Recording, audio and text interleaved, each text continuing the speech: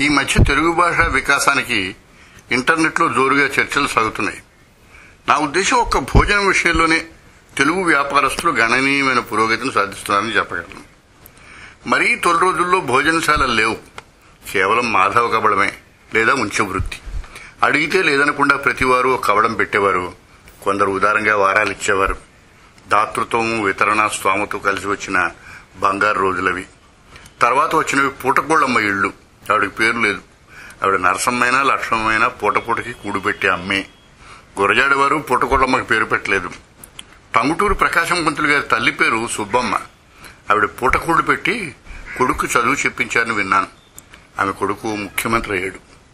ధర్మిలాను సత్రాలు వచ్చాయి. కరివెనవారి సత్రం, ఉసిరికల సత్రం, గరుడావారి సత్రం, కనకమ్మ సత్రం, సుంకువారి సత్రం, ఇలాగా. వీరిలో చాలా మంది వితరణశీలురైన వైశ్యులు కావడం విశేషం. ఘంటసాల వంటి గానగంధర్వుడిని పెట్టి పోషించిన మహారాజావారి సత్రం ఇప్పటికీ విజయనగరంలో ఉంది. తర్వాత వచ్చిన హోటళ్ల వారు ఇంత గొప్ప ఆలోచనలు చేయలేదని చెప్పగలను. నా చిన్నతనంలో Komala Vilas, Cochin cafe, Ganesh hotel, Udupi hotel బొత్తిగా నేలబారు పేర్లు. ఇప్పుడు భోజనశాల రుచుల్ని మప్పే. ఒక హోటల్ పేరు పకోడీ. నేనైతే పేరుకి మరి కాస్త రుచిని జత చేసి ఉల్లి పకోడీ అనేవాడిని. మరొక హోటల్ అరిటాకు, ఇంకోటి వంటకం, ఇంకో హోటల్ ఆవకాయ. మరీ కస్టమర్ల మనస్సుల్లోకి జొరబడిన వ్యాపారి తన దుకాణాన్ని ఇక చాలు అన్నాడు. ఏమిచ్చినా ఎవరూ అనలేని మాట, తింటున్నప్పుడు అలవోకగా వినిపించే మాట. ఇక వంకాయ తెలుగువాడి జాతీయ వంటకం. ఒక వ్యాపారి తన హోటల్ని వంకాయ అన్నాడు. బొత్తిగా నేలబారుగా ఉంటుందేమోనని మరొక ఆయన ఇంగ్లీష్లో బ్రింజాల్ అన్నాడు. హైదరాబాద్లో జూబ్లీ హిల్స్ లో కారంపొడి అనే బోర్డు చూశాను. పక్కనే మరో హోటల్ ఉలవచారు. మరొక హోటల్ పేరు గోంగూర. ఈ లెక్కన పప్పుచారు, కందిపప్పు, పనసపొట్టు, కొరివికారం, చెనిక్కాయ పచ్చడికి ఛాన్స్ ఉంది. ఎవరెక్కడ ఏ మర్యాద చేసినా అత్తారింటికి సాగుతురాదు. అందుకే ఓ హోటల్ పేరు అత్తారిల్లు. మరొక ఆయన అక్కడ అక్క ఇంట్లోకి చొరబడ్డాడు, ఒంటిల్లు. అమెరికాలో తెలుగువారిని రెచ్చగొట్టే హోటల్ని మా మిత్రుడు ఒక ఆయన కాలిఫోర్నియాలో ప్రారంభించారు. ఆ పేరు చదవగానే తప్పిపోయిన మనిషి కనిపించినంత ఆనందం కలుగుతుంది. పేరు దోశ.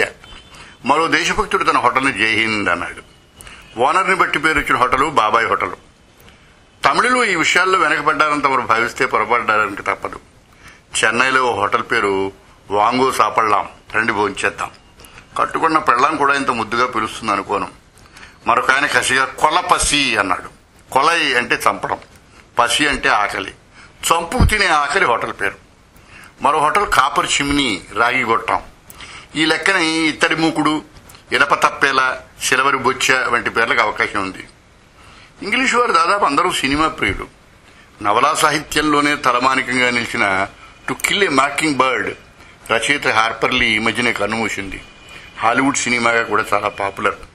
ఆ పేరు వరవడిలో టెక్విలా మ్యాకింగ్ బర్డ్ అని ఓ రెస్టారెంట్ పేరు.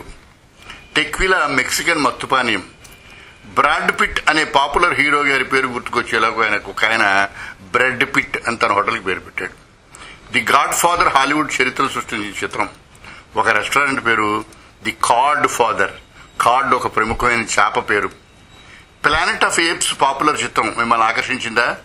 ప్లానెట్ ఆఫ్ గ్రేప్స్ కి దయచేయండి, ఇది మిమ్మల్ని అలరిస్తుంది.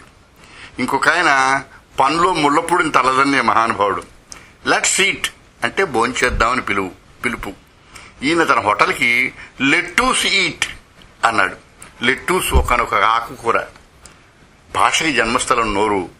నోటి నుంచి వచ్చే భాషని, వ్యాకరణాన్ని, ధ్వనిని, వ్యంగ్యాన్ని సంధించి ఊరించే వ్యాపారులు ఇటు భాషకి, దాన్ని ఉద్ధరిస్తున్న మనకి గొప్ప ఉపకారాన్ని చేస్తున్నారని మనం గర్వపడాలి.